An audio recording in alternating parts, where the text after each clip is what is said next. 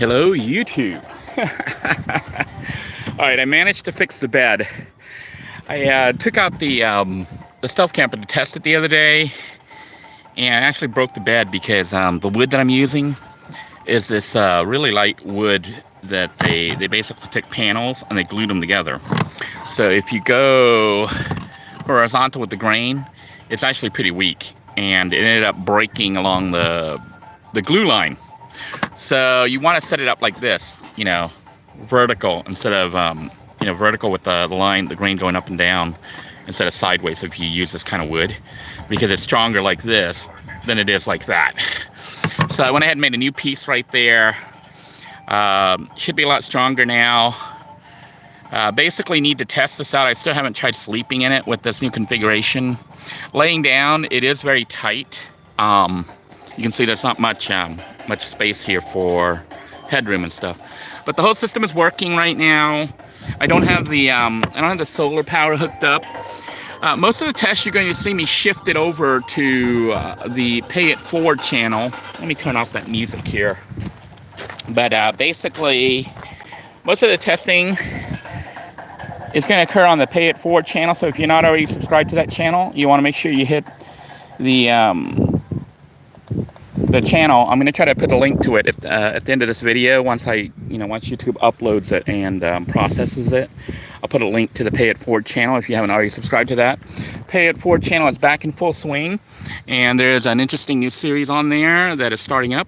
Basically, a series I'm doing called Dollar Tree Dexter, where I hunt down the troll. So anyhow, that's going to be an interesting series, so make sure you go over to the Pay It Forward channel. Also, that channel is pretty much live now as far as content and stuff, so we're going to be updating on there. As far as this channel, it's going to go back to mostly van stuff, RV stuff, and some car stuff and tips and stuff like that. I won't be doing the big long live streams on here. They will be moved to Pay It Forward, so make sure you get over there if you enjoy those chat sessions. Also, if you're wanting to become part of the Starfish Network, there is no cost to join. It is being set up as a support network for people who are van dwellers or people who are losing their homes and whatnot, who want to have a support network just in case you need, help in an emergency. And the goal for that channel is to get it monetized so that it actually has a fund, and it's funding itself to help the members. To become part of the Starfish Network, you want to make sure you participate in the chats and whatnot and make friends with the people that are there, and get to know each other on a real basis, like a personal basis. And you want to connect with the people that are already in the network, because we have a Facebook group that we've set up that is a private group, and you can only get in by invitation. And you basically get in by members who vouch for you because they already know you. And getting into the group allows you to basically make your own little tribe or your own little group, so that if something happens and you need assistance, help is right there.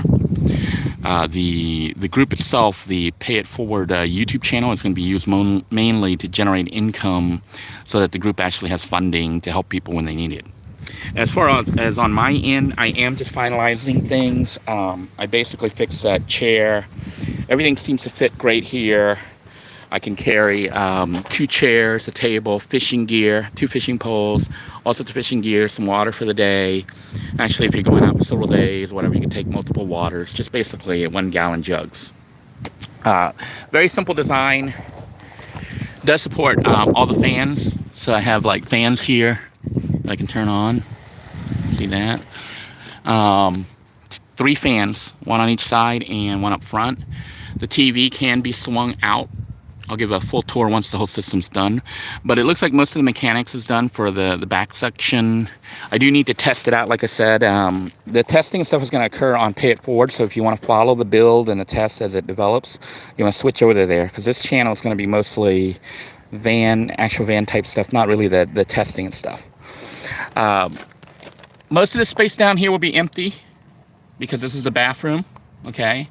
It's just kind of messy right now because I'm still in building and fixing and stuff like that. But I do plan on including that 12-volt cooler, which is kind of like, it's not really a freezer or even a real cooler. It's one of those, what do they call them? You plug it in a 12-volt cigarette lighter, and it'll cool it down.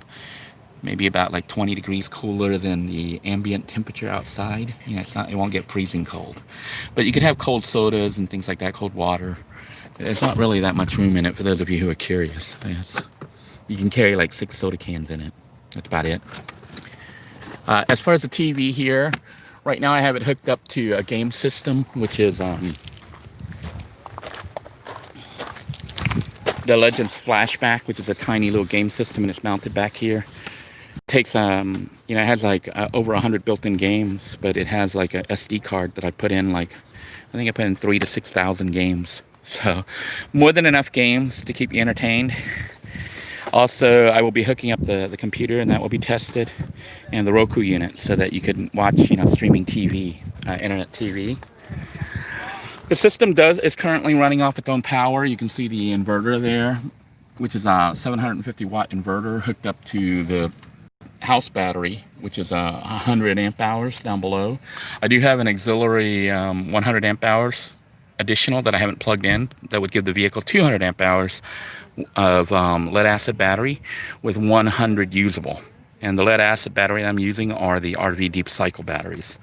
It has the capability for solar charging, but it's not hooked up. You can see the power lines right now are just power lines that go to the battery, which is telling us it's got 12.7 volts. So still pretty good power, even though the TV's running on it. And you'll see the extension cords and stuff. That's for when you have shore power. And you can actually plug this outlet, this 120 volt outlet, into this thing, and unplug this thing, the extension, into the shore power, and you have pretty much unlimited 120 volt power. The other thing this is good for is like when I'm doing work. I have some tools and stuff here. It would be ideal, in an ideal situation, you would have all cordless, but I don't have cordless.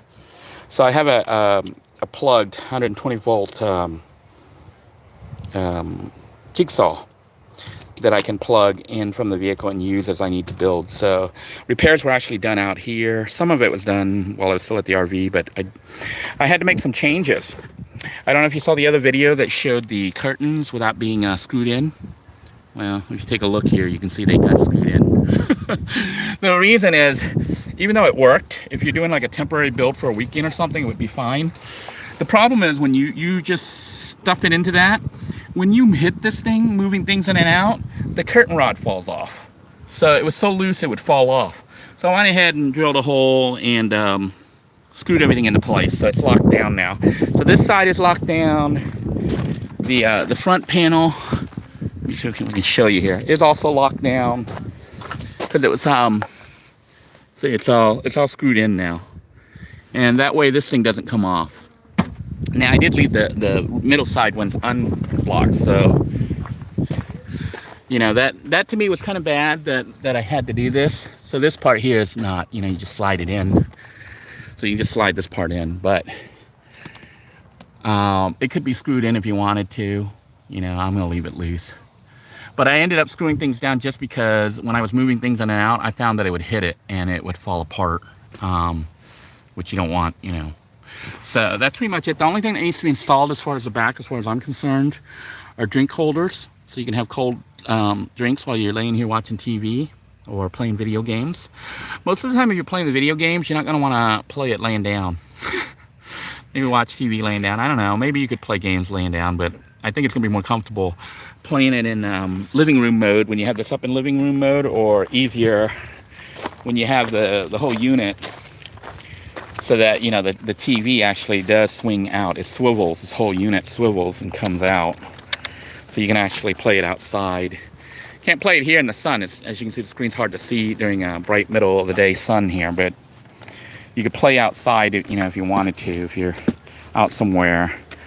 But it's the TV's I think this design's better than the original because it swivels out more, and when it stores, it goes perfectly sideways here, so that your foot and other things you put in doesn't slide and hit it that way. So I think this is a much better layout for the mounting the TV, and you can swivel this up and down by adjusting that. So all in all, I think this is a pretty good build, probably my best build to date. If you had to put this together from scratch and you went off the same design here, you could probably do this in 1 or 2 days. Okay, it's taking me longer than that because I'm designing it and I'm not in a rush. So I've been taking my time, but basically I pulled the components out of Little Blue, so you can recognize some of it, like the drawers and stuff. And I kind of laid it out, you know, just basically use the drawers to determine the height, because everything has to fit, you know, with the drawers. So that's how the layout was done. It wasn't like pre-designed and stuck in there. It was built on top of the stuff. So I basically put the drawers in, that determines the height, that determines the platform height, then built the platform to go over the height. And what else? Front wise, the kitchen is still being built. You can see I've replaced it with the old front kitchen from Little Blue. So this is going to be the kitchen area, which isn't really going to be a full-blown kitchen. But the reason for doing it like this is I want to be able to carry the cooler. I'm still debating, because, you know, it's going to be mostly me in here by myself, but I might leave the cooler out like this for food. Then you can access it. And then just set the rice cooker on here, but I'll have a little stand or something here. This will fit under here, this cooler. I bought it because it's the right height to fit right under here. The issue, though, is if you have it under there and you're cooking food, you got to have everything out of the cooler before you cook. So it might be better to keep the cooler where you can access cold drinks, food, and whatnot as you're using it.